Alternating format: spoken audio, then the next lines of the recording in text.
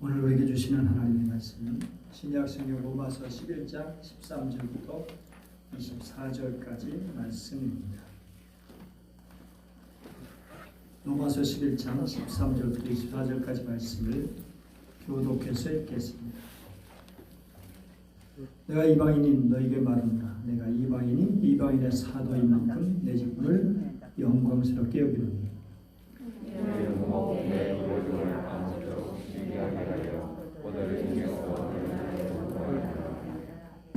그들을 버리는 것이 세상의 화목이 되거든 그 받아들인 것이 죽은 자 가운데서 살아난 것이 아니면 무엇이리요.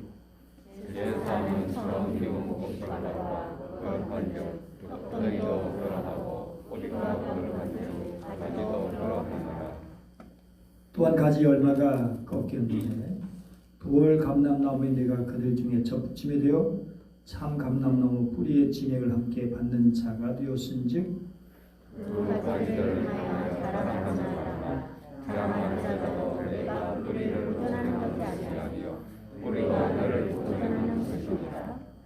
그러면 네 말의 가지들이 꺾인 것은 나로 접붙임을 받게 하려 함이라 하리니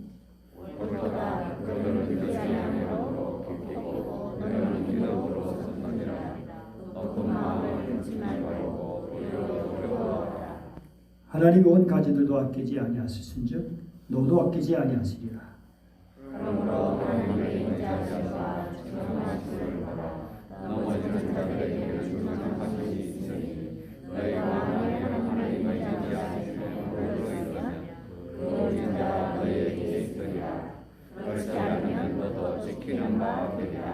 그들도 믿지 아니하는데 머무르지 아니하면 접붙임을 받으리니 이는 그들 접히실 능력이 하나님께 있습니다.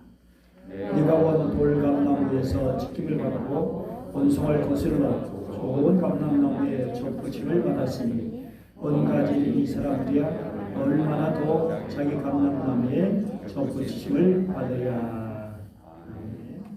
다산 정야교회 제자 중에 이항래라고 하는 그런 사람이 있었습니다. 그런 혁명에서 다산의 저술 작업에 큰 도움을 주었습니다.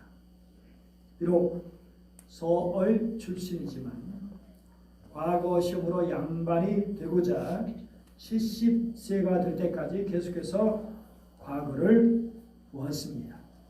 그런데 번번이 낙방하고 말았죠. 아니 당시 최고의 학문을 자랑하는 그였는데 왜? 한마디로 배경이 없었기 때문입니다. 마침내 70세 때 마지막으로 과거심을 본 후 우물에 자기 몸을 던져 자살하고 말았습니다.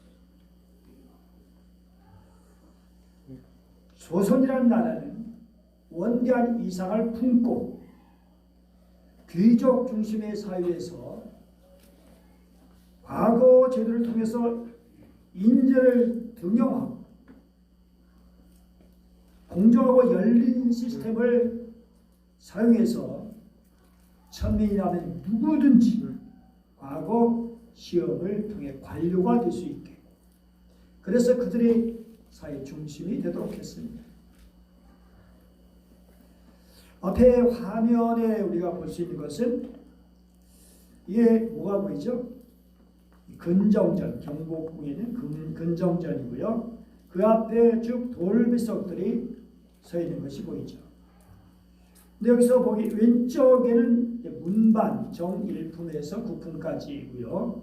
그리고 오른쪽은 무반으로 종1품에서 종9품까지죠. 그래서 문반과 무반을 합쳐서 양반이라 이렇게 하는 거예요. 이 두 반열 이들은 그야말로 실력을 입증받은 사람들로 자부심과 자긍심이 굉장했던 사람들이에요. 열린 마음으로 백성들을 사랑하고 나라를 바르게 다스리려고 노력했던 사람들이죠. 그런데 시대가 지나면서 과거 제도가 부패하기 시작했고 양반이라는 의미도 변질되었고 온갖 부정과 부패를 저지르면서 양반이라는 자긍심, 자부심은 사라지고 말았어요. 게다가 돈으로 양반을 팔고 자존심마저 팔아먹어가지고 극단에 사람들이 멱살을 잡고 싸울 때 뭐라고 했죠? 야, 이 양반아! 조선 초기에는 상상할 수도 없었던 그런 말입니다. 근데 우리나라 초대 교회에서 1%도 안 되는 크리스천들이 자부심과 자긍심이 대단했습니다. 도산한참, 백범기구, 고당 조만식 이런 많은 애국지사 선각자들이 예수를 믿고 교회로 몰려 들어왔죠. 그런데 시간이 지남에 따라서 자긍심과 자부심은 사라지고 바리새적인 자존심만 남게 되다 이제는 껍데기만 남은 것 같습니다. 그래서 이제는 예수 믿는 것들 이런 비아냥 소리를 듣고 있습니다. 그게 아닌데 예수 믿는 거 그거 아닌데 예수 믿는 것들은 얼마나 귀하고 소중하고 자랑스러운 일인데 예수에서 믿는 것은 받은 증거 같도다. 그러면서 정말 자부심을 가지고 살아야 하는데 그래서 이제는 잃어버린 첫열심, 순수했던 첫믿음, 그리고 진실했던 첫사랑을 회복해야 할 때입니다. 오늘 말씀 보면 자존심과 자존감과 자부심이 아주 강한 사람의 고백을 볼 수 있어요. 13절 같이 읽어보죠. 시작. 내가 이방인인 너에게 말하노라. 내가 이방인의 사도인 만큼 내 직분을 영광스럽게 여기노니. 자존감이 높은 사도 바울이죠. 자신이 이방인의 직분을 하나님께서 주셨는데 그것을 영광스럽게 여긴다는 거예요. 이방인들에게 보냄을 받아서 이방인을 위해서 복음을 전할 수 있다는 것이 너무나 자랑스러웠던 거예요.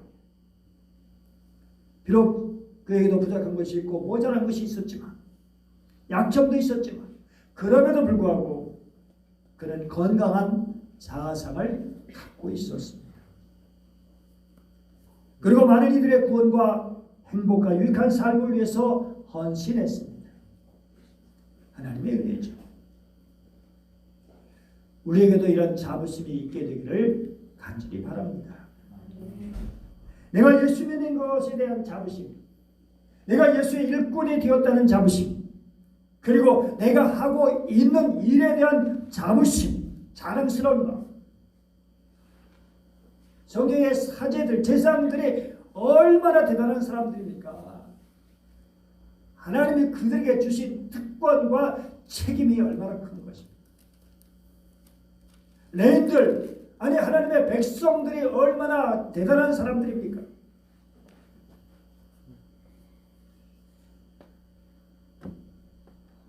여러분 사도직에 돈을 많이 버는 직이었습니까? 사도 바울이 그 때문에 돈을 많이 권세를 많이 누렸습니까? 그것 때문에 사회에서 칭찬과 존경을 받았습니까? 아니, 오히려 멸시천대를 받고 박해를 받고 죽을 염했죠. 그럼에도 불구하고 그가 그 직분을 영광스럽게 여긴 것은 그 직분을 하나님이 주셨기 때문에 그 직분은 생명을 살리는 직분이요 사람을 섬기는 직분이었기 때문이죠. 우리가 어떤 직업을 가졌든 돈을 얼마를 벌든 누가 인정하든 하지 않든 그 일이 누가를 구원으로 인도하는 통로가 되고 축복의 통로가 된다면 정말 영광스러운 일이 아닐 수 없는 거죠. 사도 바울은 말했죠. 내가 복음을 부끄러워하지 아니야. 왜냐하면 이 복음은 모든 믿는 자에게 구원을 주신 하나님의 능력이 되기 때문이죠. 지난주 확인한 바와 같이 사도 바울은 자신의 동족인 유대인에 대해서 계속 말하고 있어요. 복음을 거절하는 유대인들, 하나님께 버림받은 것 같아요. 그런데 남은 자가 있다는 겁니다. 그들이 넘어지기까지 실족했느냐? 11절에 아니라는 거예요. 이스라엘이 걸려 넘어지긴 했어도 완전히 쓰러져 망하게끔 되지는 않았겠지요. 그렇습니다. 이스라엘이 넘어졌지만 그러나 완전히 망하게 된 것은 아니라는 겁니다. 이렇게 자기 백성을 생각하던 사도 바울은 자신의 직분에 대해서 영광스럽게 여긴다고 그렇게 자부심을 말한 이유가 뭡니까? 로마 교회 안에 심각한 문제가 대두되고 있었기 때문이죠. 로마서 16장 17절 18절 같이 읽어볼까요? 시작. 형제 자매 여러분, 내가 여러분에게 권하노니 여러분이 배운 교훈을 거슬러서 분열을 일으키며 올벌르는 사람들을 경계하고 멀리하십시오. 이런 사람들은 우리 주 그리스도를 섬기는 것이 아니라 자기네 배를 섬기는 것이며 그럴듯한 말과 아첨하는 말과 순진한 사람들의 마음을 속이는 것입니다. 그렇습니다. 바로 이런 사람들이 누구냐라는 거죠. 이런 사람들이 누구냐라는 거죠. 유대 크리스천들 앞에서 우쭐대고 교만한 마음을 품고 유대 크리스천들을 업신여기까지 했던 사람들이 누구냐라는 거죠. 그들이 바로 이방 크리스천들이었습니다. 원래 로마 교회는 유대 크리스천들이 주축을 이루고 있었어요. 유대인들이 가서 복음을 전해서 교회가 세워졌기 때문이죠. 그런데 주 49년 로마 황제 클라우디오가 로마에는 유대인들의 소란을 떤다고 추방령을 내렸습니다. 그래서 아굴라, 부실과 부고 같은 그런 유대인들 약 2만 5천 명이 로마를 떠나게 되었어요. 그리고 네로가 황제에 오르던 주 54년 그 명령이 취소돼서 이제 유대 크리스천들도 서서히 로마로 돌아오게 되죠. 한꺼번에 들어온 게 아니죠. 몇 년에 걸쳐서 아예 안 돌아간 사람도 있었을 거고. 그러니까 로마 교회의 주도권이 누구에게 있게 되었느냐? 다름 아니라 이방 크리스천들이 있게 되어진 거예요. 이게 바뀌어졌어요. 이방 크리스천들이 다수가 되었고 유대 크리스천들은 소수가 되었어요. 근데 사실은 주님 안에 이게 뭐가 문제일까요? 아무런 문제가 되는 게 아니잖아요. 뭐 어떤 사람의 숫자가 많건 적건 뭐 이렇게 주님 안에 정말 문제가 될 것이 아닌데 한 피바다 한 몸이는 형제여 자매들인데 주님을 믿는 한 공동체인데 유대인이면 어떻고요? 이방인이면 어떻습니까? 무슨 주도권과 다툼이 있을 수 있겠어요? 그렇기 때문에 소수 유대인들을 환대하고 잘 대해줬다면 무슨 문제가 있겠어요? 그런데 이방 크리스천들 중 일부가 연약한 유대인들을 업신여기고 비방하고, 물론 또 유대인들 중에서도 전통을 장로들의 유전을 고집했던 그런 사람들도 있었죠. 어쨌든 유대 크리스천들은 주눅이 들 수밖에 없었던 그런 상황이었습니다. 이런 현실을 바라보는 사도 바울은 이방 사람들 사도로 부름을 받은 직분을 영광스럽게 여긴다고 말했어요. 그리고 유대인에게도 복음이 계속해서 전파되어야 하는 이유를 말하고 있어요. 사실 이방인들 입장에서는 유대인들 자꾸 얘기하는 게 별로 기분이 안 좋을 수 있어요. 아니 이방인들은 다 끝난 거 아니야? 그러나 사도 바울 그럴 수가 없죠. 또 하나님이 그렇게 여기신다고 생각하지 않기 때문에 오늘 14절 말씀 보면 이는 혹 내 고륙을 아무쪼록 시기하게 하여 그들 중에 얼마를 구원하려 합니다. 지금 사도 바울은 한편으로는 이방인들을 생각하고요, 한편으로는 유대인들을 생각하고요. 이것은 로마 교회의 화평과 화목과 조화를 바랬기 때문에 그래요. 또 당연한 것이고요. 교회 구성원들은 다양합니다. 성격 차이부터 학력, 재산 규모, 외모, 능력, 성별, 연령, 거기에다가 신앙적인 면에서도 초신자도 있고 오래 믿은 분들도 있고, 이런 걸 뭘 말해주냐, 다르게 보면 어떻게 보면 갈등의 소지가 그만큼 많다는 거예요. 다른 게 많다면 거기에 문제가 일어날 수 있는 게 많다는 거예요. 차별하고 끼리끼리 모이고 자신들이 더 낫다고 하고, 그에 따라서 열등감과 소외감을 느낄 수 있는 사람들이 생기고, 어떻게 하면 이런 문제를 극복할 수 있는 것일까요? 어떻게 하면 그럼에도 불구하고 화평과 화목과 조화를 이룰 수 있는 것일까요? 우리 주님께서 어떤 모습을 보이셨는가를 생각해야 하는 거죠. 우리 예수님을 보면, 우리 지난주 수요 기도 때 벳세다란 고을에서 라는 제목으로 말씀을 나눴습니다.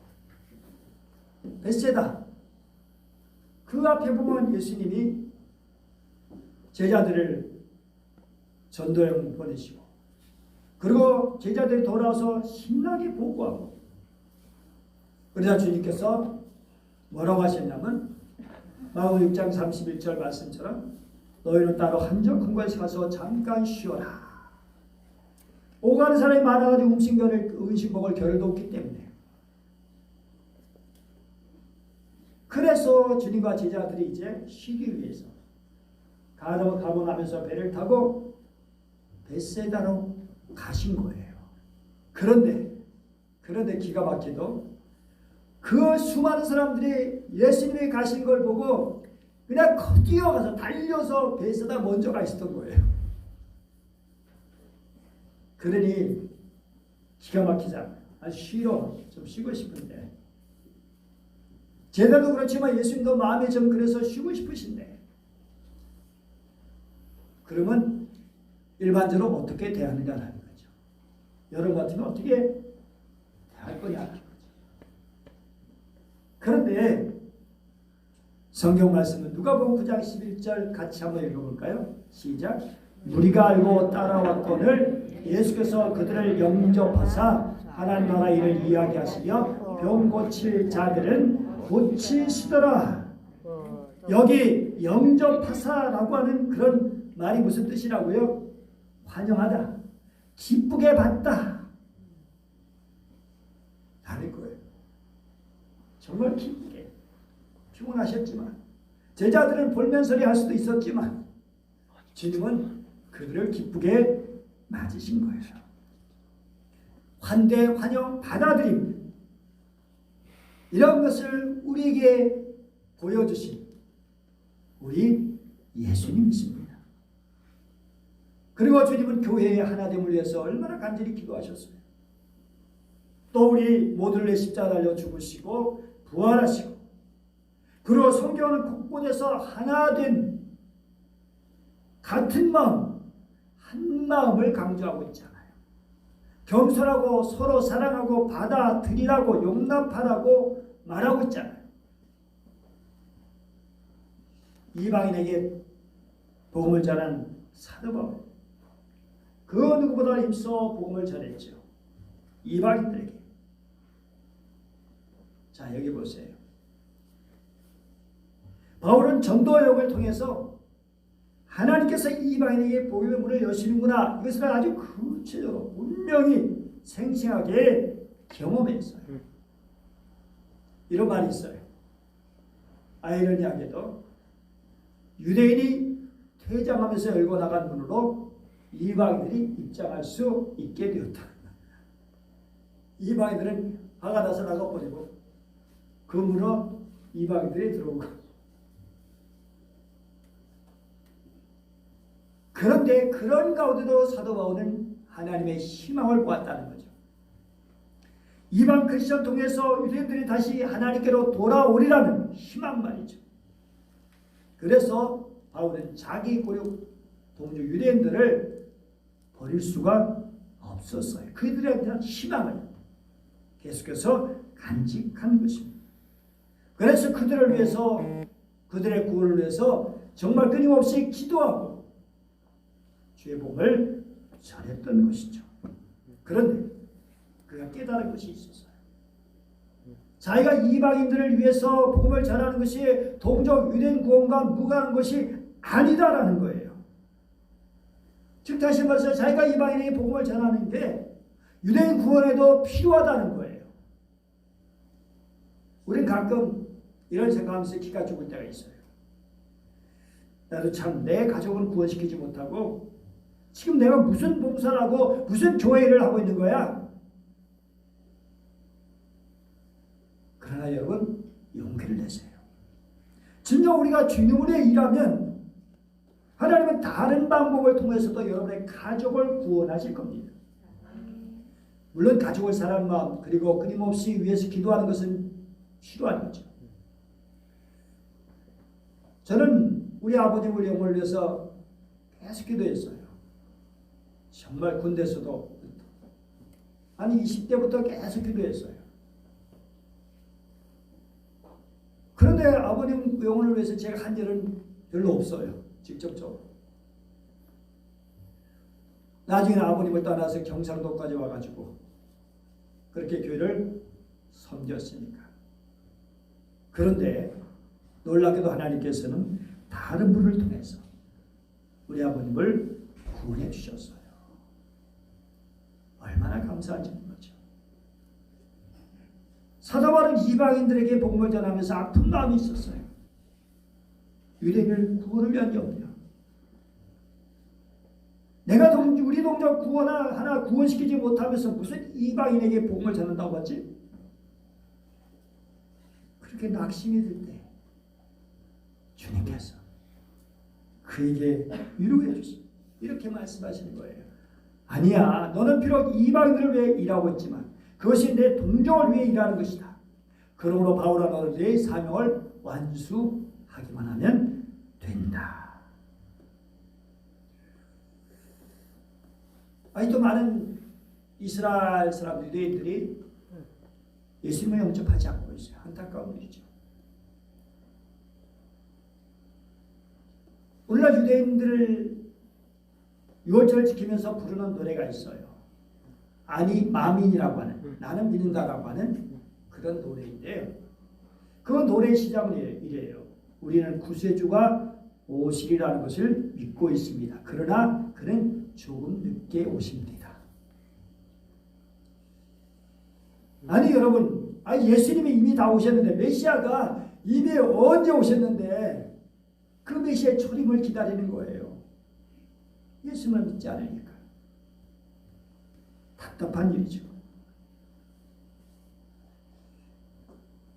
이런 유대인들의 예수님의 메시아이심을 믿고 회개하고 돌아오기를 간절히 바랍니다. 그때 언젠가 있을 거예요. 그것이 집단적으로 그럴 것이지, 아니면 하나씩 개인적으로 그럴 것인지는 잘 알 수 없지만 15절 보시죠. 시작. 그들을 버리는 것이 세상의 화목이 되거든. 그 받아들이는 것이 죽은 자 가운데서 살아나는 것이 아니면 무엇이에요? 사도 바울의 아름다운 꿈이죠. 자기 민족을 향한. 하나님께서 유대인들을 버리신 것 같이 복음을 이방인에게 전하게 하심을 통해서 이방인들이 이제 하나님 나라에 들어왔어요. 그 복음을 받아들이는 것. 그래서 하나님과 이방인들 화목이 세상과의 화목 화해가 이루어지게 된 거죠. 그렇다면 유대인들을 받아들이신다면 어떤 일이 있겠어요? 유대인들이 다시 돌아온다면 어떤 일이 있겠냐? 사실은 이 역사가 예수 주님께서 정말 이 땅에 오시고 복음을 전하게 하시고 수많은 사람들이 복음을 전하고 그래서 예수를 믿음을 통해서 정말 로마가 그리고 유럽이 그리고 저 미국 얼마나 달라졌습니까?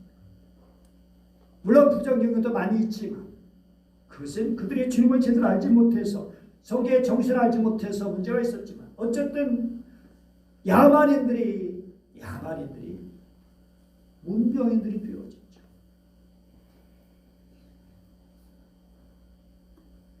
주님이 그렇게 이방인들을 돌아오게 하심을 통해서 놀라운 역사를 이루셨는데 그런데 이제는 유대인들이 돌아온다면 어떠한 일이 있겠냐라는 거죠. 얼마나 놀라운 일들이 있겠냐라는 거죠. 마치 죽은 자가 어디서 살아나는 것 같은 그런 귀한 일들이 이렇게 사도 바울이 자기 민족이란 그 아름다운 꿈을 갖고 있는 것처럼 나는 여러분들도 이 민족을 향한 귀한 꿈이 있게 되기를 간절히 축복합니다. 비록 부정적인 얘기들이 많이 있지만 이 민족에 대한 희망을 버리지 않기를 바랍니다. 민족이 통일되는 꿈. 동대와 북한의 지하 교인들이 마음껏 주님을 찬양하고 섬기는 꿈. 11절을 모아놔도 그거 어떻게 들을 수도 없고. 그래서 그들은 농사 지어가지고 채소 이런 거 해서 11점을 해가지고 그거를 어려운 사람 나눠준다는 거예요. 자기들도 어렵지만. 이 11조 그렇게 사용하는 거예요. 11조 드릴 데가 없잖아요. 내가 없으니까. 다 조용히 함께 차단하고 조용히 가족들이 예배드리고 찬송도 어떻게 할까요? 예수 사랑하시 밖에 안 나가게 소리 내서 못하고 이런 분들이 정말 마음껏 주님을 찬양할 수 있게 된다면 그런 시간을 맞이한다면 얼마나 감격스러울까요? 눈물을 철철 흘리면서 그렇게 찬양하며 예배를 드릴 거예요. 그래서 한국교회가 새로워지고 그들의 도전받아서 그들은 그런 어려운 신앙을 지켰는데 너희들은 뭐냐? 우리 남한 교회들을 보면서 어떤 생각을 갖겠어요? 이렇게 된 모습을 보면 얼마나 실망하겠어요? 남한 교회가 새로워지고 이민족의 열방의 구원과 세계 평화를 위해서 일하는 그런 귀한 꿈을 꿀 수 있기를 바랍니다. 이제 사도 바울은 이스라엘이 얼마나 중요한 위치에 있는가를 돌 감람나무와 참 감람나무 비유를 들어 설명해요. 17절 같이 읽어보세요. 시작. 또한 가진 얼마가 꺾였는데 돌 감람나무인 내가 그들 중에 접붙임이 되어 참 감람나무 뿌리의 진액을 함께 받는 자가 되었은즉. 여기 참 감람나무는 이스라엘이죠. 돌 감람나무는 이방인들이죠. 참 감람나무인 이스라엘이 예수를 믿지 않으니까 하나님이 그 가지를 꺾으시고는 그 자리에다가 돌 감람나무 가진 이방인들을 접붙이셨다는 거예요. 이거 사실은 말이 안 되는 얘기예요. 아니 돌 감람나무에다가 참 감람나무를 꺾고 붙여야지. 세상에 이런 전문 방법이 어디 있습니까? 이거는 세상적으로 보면 이건 말도 안 되는 이야기. 그런데 왜 이런 이치에 맞지 않는 비유를 하신 걸까요? 하나님의 법은 사람의 이성으로는 이해가 되지 않는 것들이 많이 있어요. 여러분, 양을 위해 목자가 목숨을 버린다. 여러분, 이게 우리는 뭐 자연스럽지만 실제로 이해가 되는 얘기입니까? 아니, 어떻게 양을 위해 사람 목자가 죽습니까? 어떻게 하나님의 아들이 이 땅에 와서 그 수많은 죄인들을 위해서 그렇게 죽으시는 겁니까? 말이 안 되는 얘기들이에요. 그런데 그렇게 하나님은 하시는 거예요. 하나님은 자기 것이라고 무조건 이해하고 감사하시는 분도 아니고, 그 누구라도 아무리 큰 죄인이라도 회개하고 주님께 돌아오면 영접하면 받아주시는 거예요. 그 무지막지한 사람이지. 우리 예수님 뭐라고 말씀하셨죠? 누가 내 어머니며 내 동생들이냐? 누구든지 하늘에 계신 내 아버지의 뜻대로 행하는 자가 내 형제여 자매여 어머니이니라. 우리는 혈연, 지연, 학연에 얽매이고 있지만 우리 성경은 그게 아니에요. 그게 아니에요. 정말 믿음으로 세워지는 나라가 하나님의 나라예요. 오늘 말씀의 핵심은 뭐냐? 돌 감나무 같이 형편없는 이방인들이 참 감나무 같은 대단한 유대인 덕분에 믿음으로 구원을 얻을 수 있게 되었다는 얘기죠. 솔직히 기분 나쁘죠. 우리 이방인들 입장에서. 유대인의 우월감을 드러내는 것 같죠. 그러나 부인할 수 없는 사실입니다. 유대인들, 물론 궁극적으로는 하나님의 은혜죠. 우리 복음의 뿌리가 어디냐라는 거죠. 복음은 유대인에게서 시작됐다는 거예요. 하나님의 구원의 역사를 이스라엘부터 시작하셨다는 것은 분명한 일이죠. 그래서 18절 말씀, 그 가지들을 향하여 자랑하지 말라. 자랑한지라 내가 뿌리를 보존하는 것이 아니요 뿌리가 너를 보존하는 것이야 라고 말씀하죠. 그렇기 때문에 1차적으로 로마 교인들, 이방 크리스천들, 너희들 유대인들의 허물과 죄를 보고 그들을 까불지 말고 너희 신앙의 뿌리를 생각하고 겸손해라 라고 하는 거예요. 오늘 우리도 마찬가지입니다. 어떤 경우 보면요, 자기를 인도한 그런 사람은 신앙이 떨어져서 결국 인도받은 사람 오히려 신앙이 수축지 않아서 그렇게 중직에 기도할 수 있어요. 교회에. 그러면 그때 늦게 와서 인도받아서 이제 중직에 오는 사람이 어떻게 처신해야 될까요? 저거 나를 데려온 사람이 저렇게 형편없어? 하고 교만하면 어떻게 되겠습니까? 안 되는 거잖아요. 겸손해야죠. 그래도 나를 교회로 이끌어준 귀한 하나님께서 저 영혼도 정말 또 들어주셔서 하나님께 교회에 귀하게 쓰는 일꾼이 되면 참 좋겠다. 그러면서 기도하는 것이죠. 이방인들이여 신앙의 뿌리를 생각하고 겸손해라. 영적 뿌리를 잊지 마라. 로마서 11장 20절 21절 세 번역인데 같이 읽어볼까요? 시작. 옳습니다. 그 가지들이 잘린 것은 잊지 않은 탓이고 그대가 그 자리에 붙어있는 것은 믿었기 때문이다. 그러니 교만한 마음을 품지 말고 두려워하십시오. 하나님께서 본래의 가지들을 아끼지 않으셨으니 젖보던 가지라도 아끼지 않으실 겁니다. 여러분, 하나님은 우리를 버리지 않으시죠. 그러나 우리는 어떤 마음으로 살아야 할까요? 우리는 하나님께 정말 하나님 우리가 잘못하면 버림을 받을 수 있다고 하는 두려움을 가지고 믿음 생활해야 옳은 방법이라는 거예요. 두렵고 떨림으로 너의 구원을 이루라고 말하잖아. 자, 다 됐어. 나는 구원받았는데 그러니까 내 마음대로 구원파예요. 이제 회개할 필요도 없고. 말도 안 되죠. 성경은 분명히 말하잖아요. 이방 크리스천들 얼마나 은혜 생활하는 사람 그러나 교만하지 마라. 원가지도 아끼지 않고 꺾어서 너희 하물며 너희를 까느냐. 그러니 하나님의 인자심 거기에 머물러 있으면 늘 그 인자 속에 살아갈 수 있다 라고 말하는 것입니다. 오늘 우리는 주님 앞에 어떤 모습입니까? 사람 관계도 마찬가지고요. 주님 앞에서도 마찬가지고 그를 섬기는 대로 결코 다 됐다고 생각하고 이만하면 됐다 생각하고 교만하면 이제 내려가는 일밖에 없어요. 추락하는 일밖에 없습니다. 그러나 겸손하게 늘 겸손. 하나님 나에게 은혜를 주시면 주실수록 더욱 귀한 직분을 주시면 주실수록 더욱 더 귀하게 일하면 일할수록 내가 일을 많이 하고 헌금을 많이 하고 대단한 일을 많이 했을지라도 더 겸손하게 더 우쭐하지 말고 더 교만하지 말고 나지 않습니다. 겸손하게 기도하겠습니다. 은혜로우신 하나님 아버지 감사드립니다.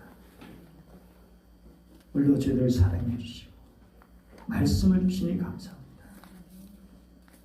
높은 마음 품지 말고 교만하지 않고 겸손하게 하여 주옵소서. 겸손하신 주님, 한없이 낮으신 주님을 늘 바라보고 주님의 길을 따르게 하여 주시고 주님의 마음을 품게 하여 주옵소서. 주 예수님의 이름으로 기도드립니다. 아멘.